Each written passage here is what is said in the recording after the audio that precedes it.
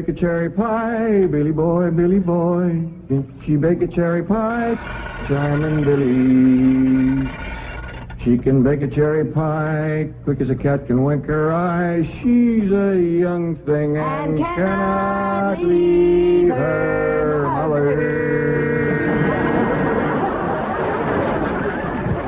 Well, Granny, did you pick out your spot yet for the garden? Yep.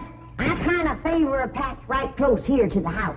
I'll plow you up something there directly. Yeah, just enough for some onions and taters and some Rudy Bakers. And a few rows of corn. Paul?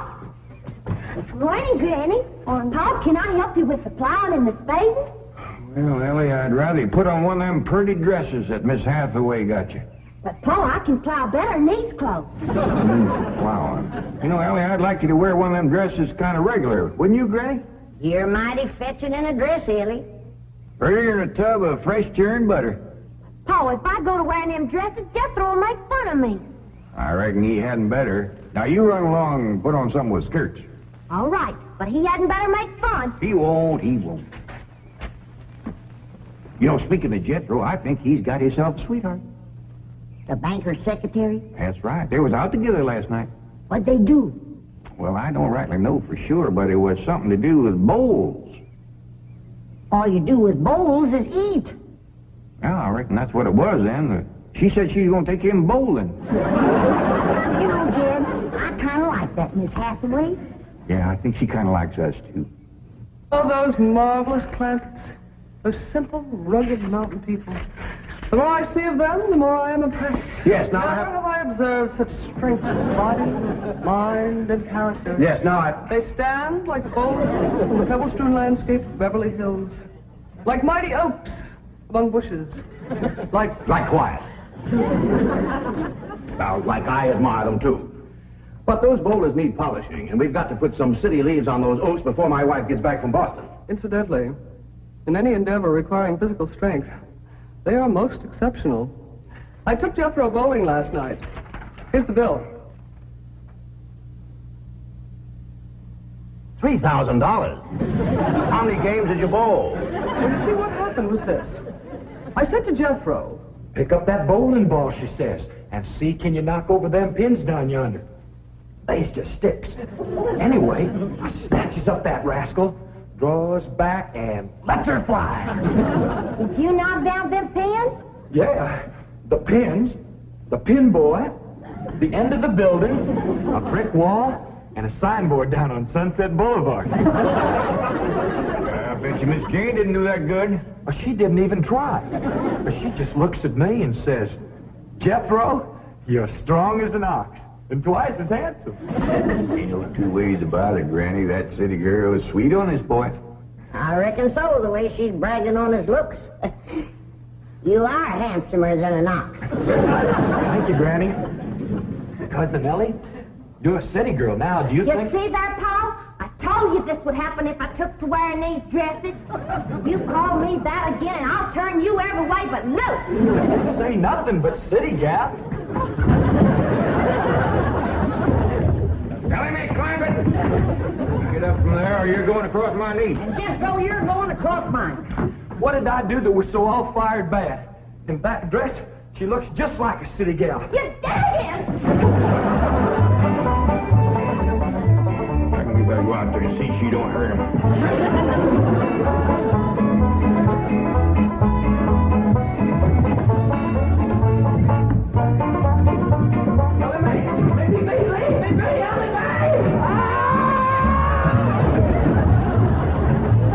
Jethro, now that we living in the city, you've got to learn to use the steps. You'll be happy to know that I'm making splendid progress with Ellie Mae. She's turning into quite a lady. Fine. Miss Jed, Granny, and Jethro we've got to work on. Clothes, manners, the works. What have you done about servants? That's the problem, Chief. They're basically opposed to the whole idea of able-bodied people letting others do their work for them.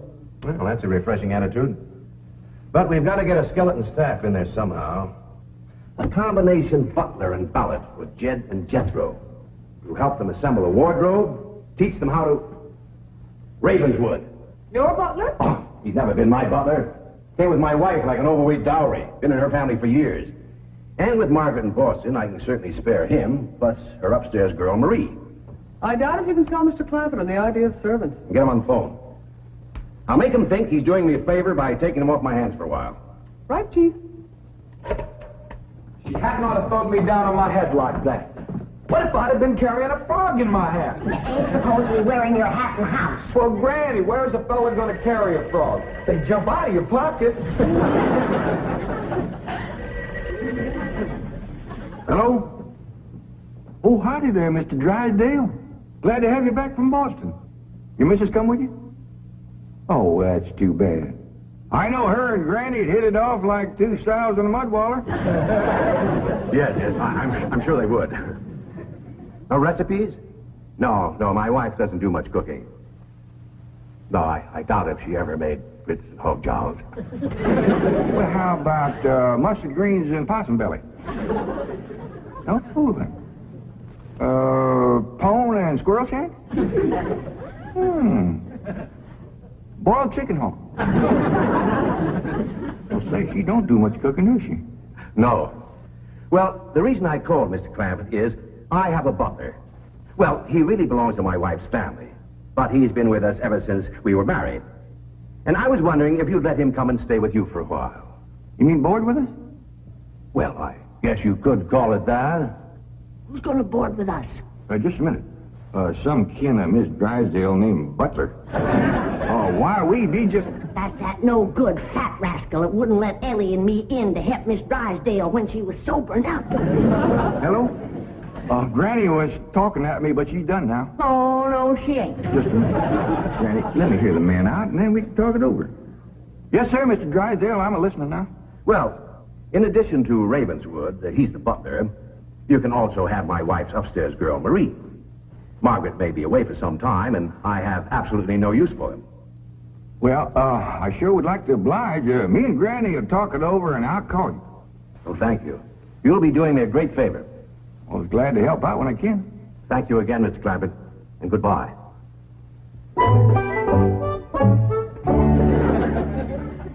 Is somebody coming to live with us, Uncle Jed?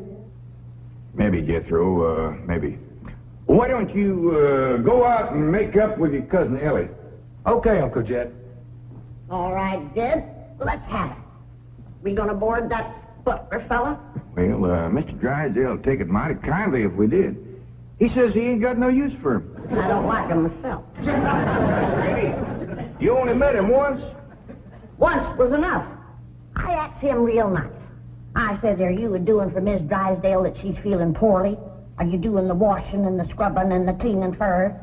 And he looks right down his nose at me and says, Madam, I am a butler. I reckon he is proud of his name. Kind of fancy. Ravenswood Butler. I don't care if it's Stonewall Jackson. And I think Mr. Drysdale has a lot of gall to ask us to take his wife's kinfolks off his hands. Well, now, I'm mighty beholden to him. You know he's keeping my $25 million in his bank, and he ain't charging me 1 penny to do it. That's his business. You didn't ask him to do it. Well, now, Granny, if it was just Mr. Butler, I might agree with you, but there's a sad side to the story, too. What's that? Well, you've heard of Mr. Drysdale speak of his stepson? That's his wife's boy by her first marriage? The one they called Sonny? Yeah. Well, it seems she's got a girl, too. And there must be something wrong with her. What? Well, I don't know, but they keep her upstairs. No. Yeah. He spoke of her as my wife's upstairs girl. The poor thing. Her name's Marie, and he'd like us to take her and Mr. Butler.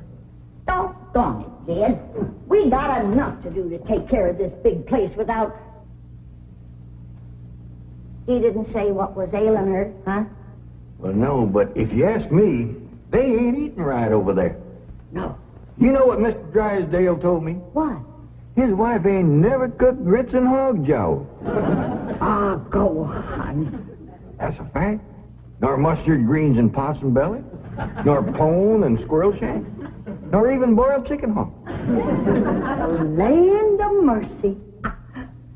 You can't hardly blame Mr. Butler for getting a mite cranky. Man don't eat right, he gets that way. Well, yeah. I reckon it won't do no harm to take him in for a spell. Granny, For such a little woman, you got an awful big heart. Well, I feel sorry for the poor girl. But the first time that fancy pants Mr. Butler looks down his nose at me, I'm gonna chuck him in the cement pond.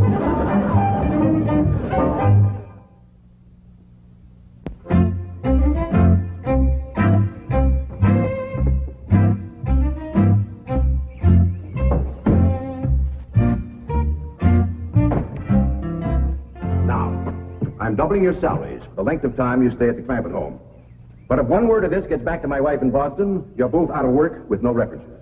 Actually, you will find the Clampets to be basically fine people. All they need is a little polish. Polish? They need sandblasting. However, I think Miss Hathaway's plan may overcome their initial resentment of wearing city clothes.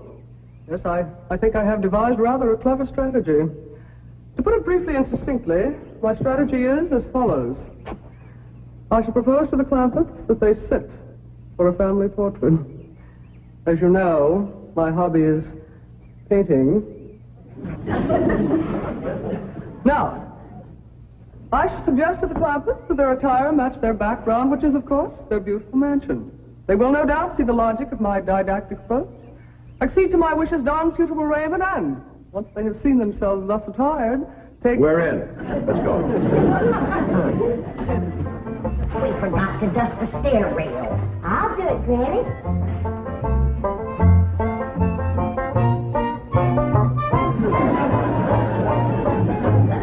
Thanks. Wearing boys' clothes does come in handy sometimes. Hi, Ginger Granny. I think we got her all spick and span for the company.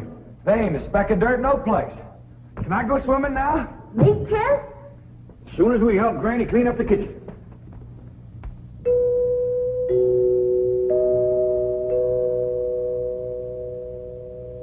Was that music again? Sure is good.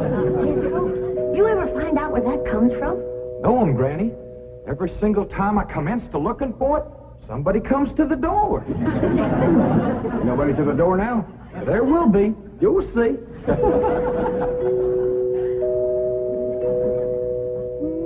Doggies, that's nice.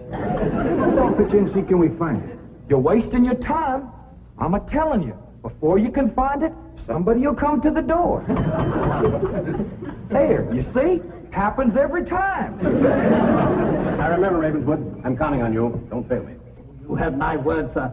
I've been butler and valet since boyhood, as was my father before me and his father before him. And I've yet to meet the man or woman who posed a social problem too difficult for me to handle. That's the spirit. Howdy there. Remember me, Mr. Butler? No! Ravenswood, come back! You gave your word! Come back, you coward!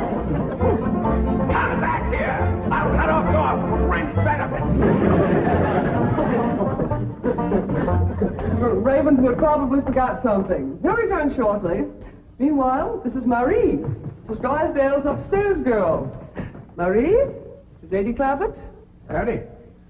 Jethro Bodine? Ellie Mae Clampett? And Grandma Clampett. No, ma'am. I am a Moses.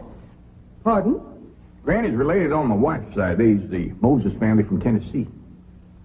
Then your name is Granny Moses? Grandma Moses. That's right. There was a very famous Grandma Moses who painted primitives. I've whitewashed a few myself. I'll show Marie to her room. Listen to me, honey. Over here, you've got the run of the house. You don't have to hide upstairs. Ain't nothing wrong with that girl, but want some good cooking will cure her. She's half starved. Poor thing is so weak her knees keeps a buckling on her. She's kind of pretty, though, for a skinny girl. Just wait till she gets a mess of Granny's grits and hog gel. That'll fill her out.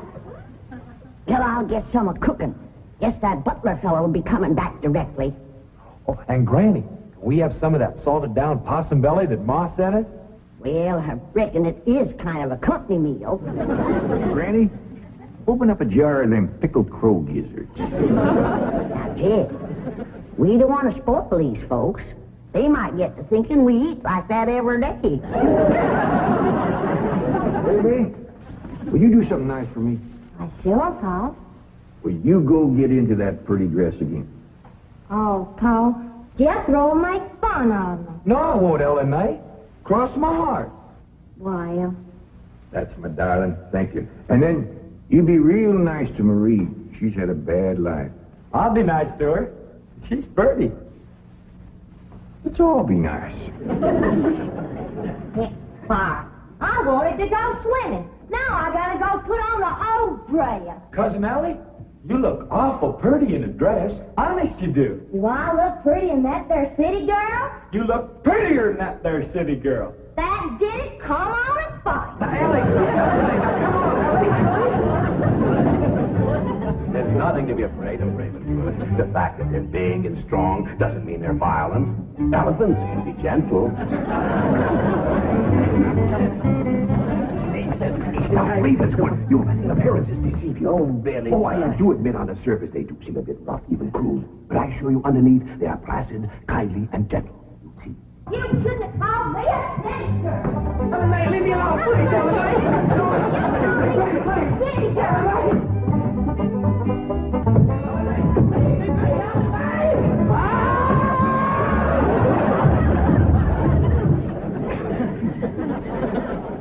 Mr. Butler, don't never say anything nice to that girl. She'll kill you. Come back here. Come back! You promised! I wonder, Granny, when Mr. Drysdale said he didn't have no use for Mr. Butler, he sure wasn't fooling. I just seen him cut through the brush chasing him with a stick. Mr. Butler gets sassy with me, I'll chase him with more than a stick. Dad, Ellie throwed me down on my head again. If she don't stop that, I'm gonna get a headache. Stop riling her, Jethro. But golly, all I said was she's pretty. That ain't no call to bust a fellow's head. How's it doing? Oh, howdy, Marie. Hi, Marie. Are you hungry, darling? No, madam. I'm whooping up something here to just set your mouth to watering. Put some strength in your limbs, too. Tell her what it is, Granny. A great big mess of grits and hog jowls. And salted down possum belly.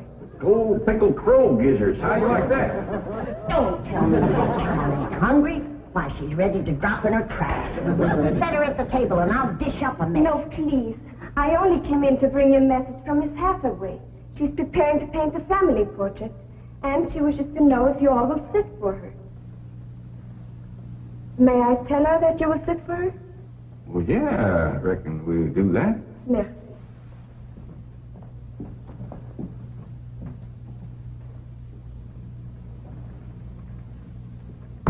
Well, let's get at it.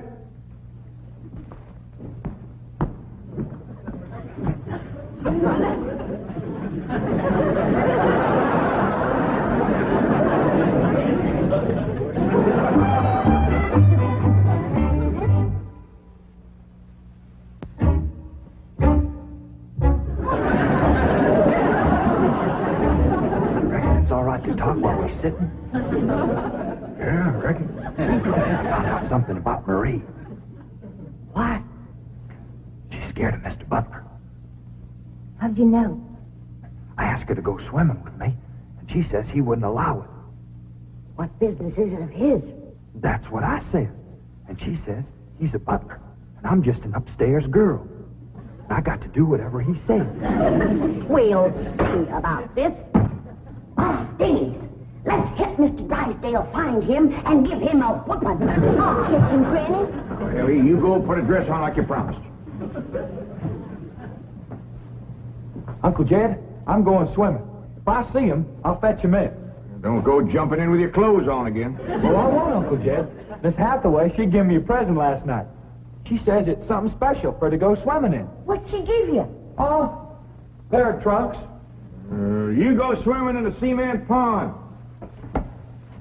Boy, it's too big to go swimming in a trunk. In a pair of them. I got a feeling that Mr. Butler feller is going to be trouble. Yeah, we can handle him. Well, I still say that I think Mr. Drysdale has a lot of nerve to ask us to board his wife's relations. Maybe he's just fed up. Man can get awful tired of having his wife's kin underfoot all the time.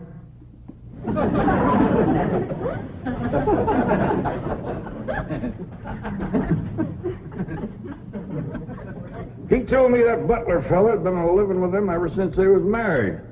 I declare some in-laws latch on to free room and board like leeches. It takes a mule kick to jar 'em loose. You can't hardly blame Mr. Drysdale for trying to get shed of a critter like that.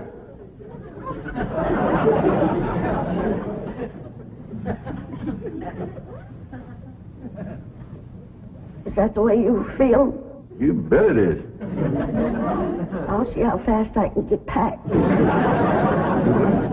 I'll get out from underfoot just as quick as I can. No, Jeff. I know when I'm not wanted. It don't take no mule kick to get shed of me. Granny, I wasn't talking about you. We couldn't get along without you. No, Jeff. I'm just a burdensome old woman. No good to nobody. Why don't you throw me down the well? Go ahead, pick me up, carry me out to the well, and throw me in. Stop talking like that. Uncle Dan! Uncle Dan, up there! I caught him. Mr. Drysdale, he gave out, but I caught this fat little rascal. What are you doing? You gonna whip me, Granny? No, Jethro, I'm going to get thrown down the well. Why don't you throw us both down the well together? But there's no good leeching for Mr. Butler, I'm sorry Jethro got mighty rough with you. He don't mean no harm. He's just an overgrown boy. Now, we'd all mighty pleasure to have you come and stay with us, and as long as you behave yourself, won't be no trouble. Oh, I'm Jed Clampets. Sir. This here's Granny. I reckon you and Jethro done met. Yes. Sir. Oh, and this here is my daughter, Ellie Mae. Enchantée, mademoiselle. Vous êtes très belle, très charmant, très ravissant. Don't you dare use them kind of words to a lady. What do you say, Granny? I ain't sure, but it sounded dirty. But your daughter was pretty and charming. Oh, you're so different from all the others. You're like a beautiful city girl. He had not have said that. Oh, Marie, Oui, Miss Jane. didn't you say the Clampets had agreed to sit for their portrait? Oui, they said they would do it. I believe it to be self-preservation, madam.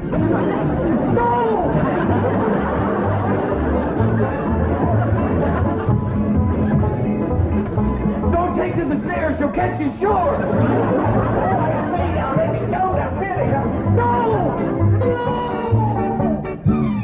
Sounds like Ellie got him. Afraid so. Somebody please tell me what is transpiring in the... Dead. Ellie throwed him all right, but I caught him before he hit the floor. So here you are. Well, now, everything seems to be fine. You see, Ravenswood, didn't I tell you the Clampets were kindly, gentle people? Yes, sir. Thank you, sir.